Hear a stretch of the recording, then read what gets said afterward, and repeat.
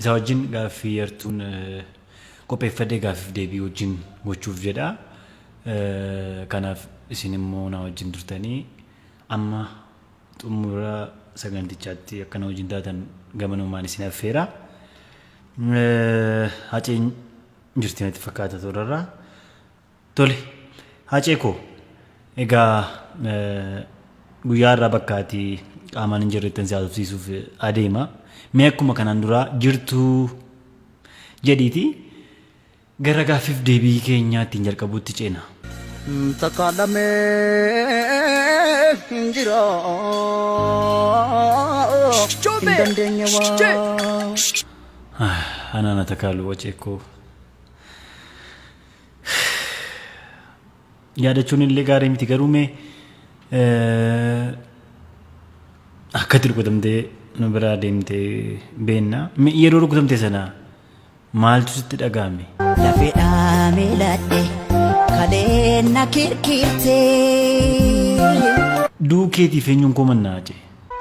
Mee baramoo dhaloota kam komannaa?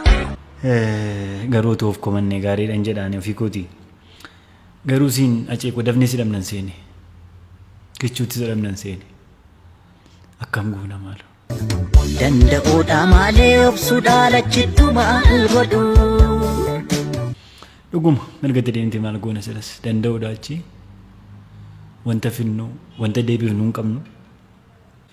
Mee garuu akkamiin kan si galaafatanii aceekoo? Waa'ee isaa dubbachuuf otoo himuu ka'eessi dubbatameen dhumu. Dubbatameen dhumu. Maal wayyaree? Silaa onnee dhugaan miti harka rabbii yaala. Dhugaa kee hoo akkam goota? Rakkumattan dhiiseka. Maalumatu si nyaatee garuu? Na qobummaa nyaate. Egaa erga boqottee musunna awwaalcha kee irrattis Oromootii kumaatamaan lakkaa'aman mana miiliinaatiin lakkaa'aman irratti argamuu fedhatu qabanii awwaalcha kee irratti hin argamne mee maaltu sitti dhagahame? Sedeen koo awwaalama dhabduun ta'ee. Ayi yeroo gooti meeqallee awwaalcha gootaa awwaalamuu dadhabutti geenye irraa jechuudha. Namuma akkasumaan du'ellee nama hedduutti irratti argamee awwaalcha gaarii godhaafi hangee garuu dhuguma awwaala dhabduu taate.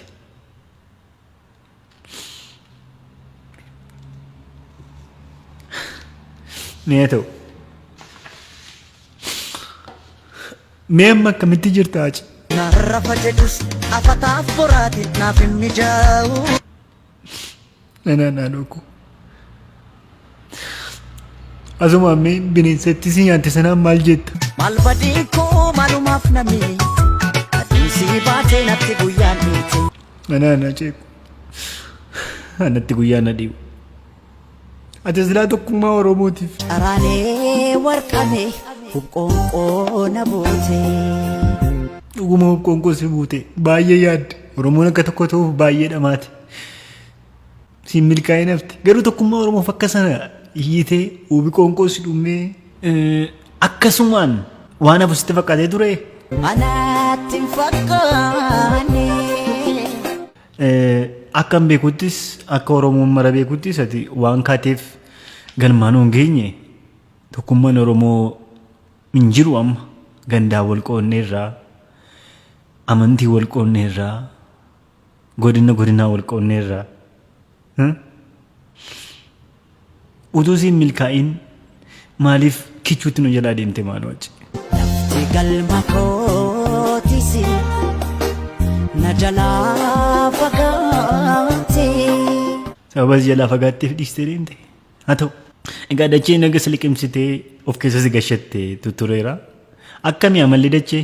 Gara jabeettiidha malaa namaan himtu. Hacee warra ergumaati boqotte iyyuu maqaa kee dallalaan jiranuuf maal jetta?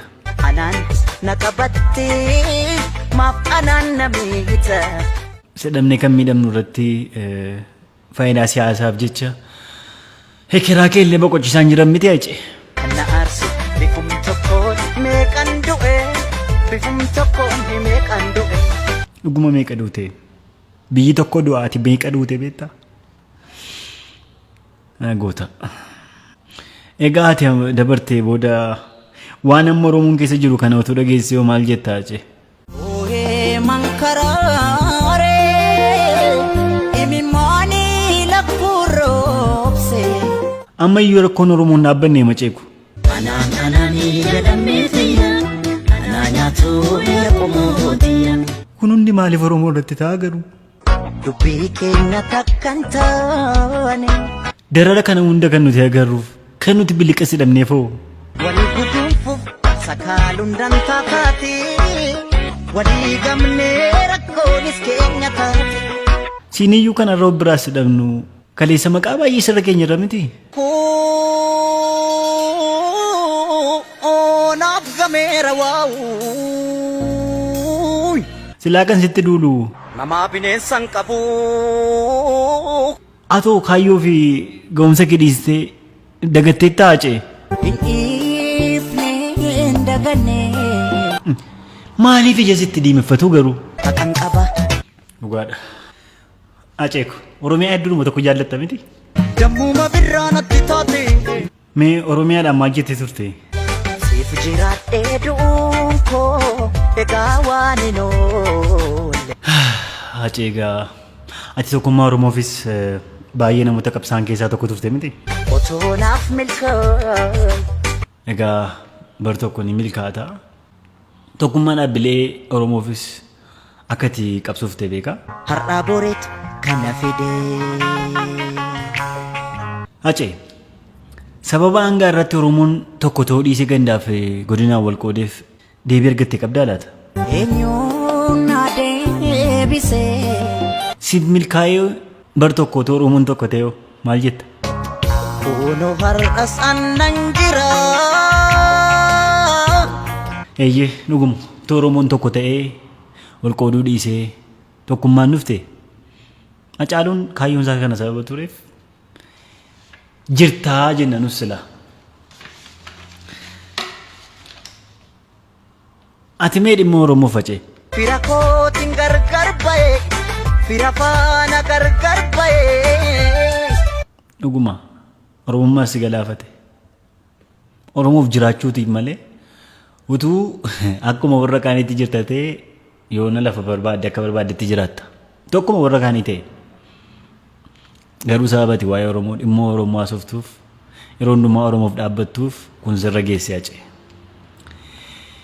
Maal jettamee waan biraas silaasee waan nabdu jedheetanii of harkaa waan haasoftu. Walii gallee yookaan alaan gallee. Dhuguma yookiin waliin gallee yookaan alaan gallee. Silaa isa bara kanaa. Maal jireenyaa jedhu. Zoomma gartee Acee. Kan durii caaleem. Gabaabaa matti. Ormaaf darbaa maal goonee maaf nu darbaa. Ati silaa amma kana hoodan jirtu sin argannu deebine mee rabbitti maal jettee nuuf himtaa Acee? Mee yaa Rabbi yaa gooftaa koo tokkicha koo mootii hundaa walii galiitii nu tolii dandeessa harka qabda. Kana leeliin jedha. Quuqqaa keessa keetii. Ofiittan hima asaase asaasiin asaasiin asaase. Dubbannaan dubbiidha sila. Acee maaliif garuu madaa kee agarree nuyi si hubachuu dadhabne? Keessa kiyyattan dhiigana waraana nuun dhiigu. Tu walitti dhidhatee illee silaa dhiiga kee agarree si wallaanna turre ka. Amma maal godhu miti dabarteetta. Egaa akkuma beekamu Oromiyaan amma gadda kee waxalamtee gadda keessa jirti. Mee jajjabeessi Oromiyaa. Oromiyaa tiyyoo suuree kosooreet otoo nuti jirru laaftu booddeet. Mee xumura irratti Acee waan haasa'uun qaba jettee ani immoo si gaafachuun bira darbee yookiin irraanfadhee waan tokko akka itti dubbattuu fi eeyyama sii kenneera kuna. Harki harii kan nyaatu dina ofii malee. Ayyee galatoomni Acee. Egaa kabajamtoota daawwattoota keenyaa lataa shoo kutaa sadaffaan gaaffii deebii nama Oromoo nama jedhee waamaan Hacaaluu isaa wajjin gaaffii deebii gooneen kanaan xumurama. Waan nu wajjin turtaniif waan nu wajjin taataniif amma ammaatti galanni keenya guddaadha. Viidiyoo kana yoo jaallattan share godhaatii walii keessaniin ga'aa. Baay'ee galatooma waan nu wajjin turtaniif Lataa Shoo kutaa sadaffaan kanuma fakkaata. Yaada qabdan gaaffii qabdan kamiifiyyuu yaada as koomentii irrattis kennuu dandeessu. Karaa Feesbuukis karaa agartan kana naquunnamuu dandeessu. Baay'een isin galateeffadha jajjabina naa laattaniif isinis akka jajjabaattaniin fedha. Dhumarratti Hacaaluu nutu ajjeesuus danda'a nutu jiraachisuus danda'a. Hacaaluun tokkummaa Oromoof baay'ee dhama'ee Oromoon tokko hin ta'u ta'ee Oromoon akka gandaatti wal qoodee akka kanatti jiraanna taanaan Hacaaluu dhuguma du'eera. Hacaaluun du'eera. Beeka Hacaaluu kana booda deebi'een sirbu. Hacaaluun kana booda deebi'een dhuunfalmu. Hacaaluu kana booda waltajjii irratti hin agarru. Hacaaluun Oromoon dhuguma goota baay'ee qaba. Garuu goota akka Hacaaluu tokkuma duwwaa qaba. Hacaaluun tokkumatu ture tokkumatu du'e innume kanuma irratti dhuma. Hacaaluu kana booda yoo dhalate kan biraatu dhalata malee Hacaaluun deebi'een dhalatu. Baay'een keenya dhiifama asirratti waa xinnoon barbaada waa jechuun barbaada. Nama qabnu akunuunfannu rakkina hin qabu. Namni sun gaafa nu biraa dhibee nu miidha. Namooti nu fayyadan jiru akkasumatti jiraatanii lubbumaan abaluu hin qabna. Amma Hacaaluun baay'ee boonna. Amma Hacaaluun baga kan keenya ta'ee jedhaan dur baguma mucaa keenya taatee Hacaalee Haceen jedha. Har'a garuu hin jirtu mucaan keenya nu biraa dhibdeetti. Garuu gaafa isheen jirtu waan baay'eetti hin jenneerra. Qeequusa ta'u maalis haa ta'u is okay. Garuu nama keenya akunuunfannu agorfannu walitti himnu addabaabaayii irratti bakkee irratti wal saaxiluu dhiisnu. Wal arrabsuu dhiifnu. Walitti kawwaa dhiisnu. Walaa jaallannu tokko haa taanu. Yoo sana goone Hacaaluun hin duune jechuudha. Karaa kana immoo Hacaaluu jiraachisnaa jechuudha. Kaayyoo Hacaaluun kaateef galmaan keenya taanaan Hacaaluun jiraatteetti jechuudha. Haqa isaa isatu waaqatti rabbitu beeka. Isa kana wanta hin jedhu hin qabu. Garuu isa jiraachisuu hin dandeenya akka kanatti. Isa ajjeesuu hin dandeenya. Nuumatu ajjeesasii nuumatu kaasa. Beekaa keenya see girbooriifis walaa gorfannu. Maayini Feesbuukii irratti wal arrabsan. Abaluu jennee suuraa nama gadhiisnee suuraa goota keenyaa gadhiisnee suuraa nama Oromoo keenyaa gadhiisnee wal arrabsuun faayidaan isaa natti mul'atu. Utoo Oromoo arrabsina ta'e waan tokko rakkina hin qabu. Nuuma taanaan garuu walaa gorfannu karaa keessaa karaa namoota bebbeekanii walaa gorfannu akkasanan jedha. Namni gaafuma nu biraa deemu nu miidha. Gaarummaan isaas kan agarru. Gaafuma inni nu biraa dhibuudha. Hacaaluun deebi'een sirba hin sirbu. Hacaaluun deebi'ee rakkoo uummata isaa ba'een dubbataa ija fuudhee hin jiru. Cal boollaa gadi ta'eera hin jiru kana booda. Garuu nuyi tokko yoo taane akkuma jalqaba kakaase yoo walii galle yoo Oromoota taane biyya Oromiyaa jedhamu kaahachuudhaaf yoo deemne Hacaaluun dhuguma jirti jechuudha. Kana jechuun barbaada. Kanaafuu mee jedhaa isinitti dheeressu Lataa Shoo kutaa sadaffaan kanumaan haa xumuramu. Torban immoo sagantaa biraa yookiin sagantaa kanaan dura fakkaatu kutaa tokkoffaaf kutaa lammaffaa irra turreen deebinee wal agarraa. Hunda keessaniif jajjabinan baay'ee isin hawwa hin irraanfatamu. Garuu ammoo dandeenye jireenyi itti fufa sababa ta'eef Hacaaluu yoomiyyuu hin irraanfannu. Amma sirbisaa jirutti yoomiyyuu hin irraanfannu Hacaaluu. Garuu walii keenya jajjabaannee ofii keenya akka Hacaaluutti hojjennu akka Hacaaluu ta'uuf adeemnu tokkummaa Oromoof hojjennu isa kanan jedhaa. Baay'ee galatoomaa ulfaadhaan jedhaa. Uffata kana akka kanaan kan naaf hojjette kan seenaa kiloozing baay'een galateeffadha. Isin immoo ciao.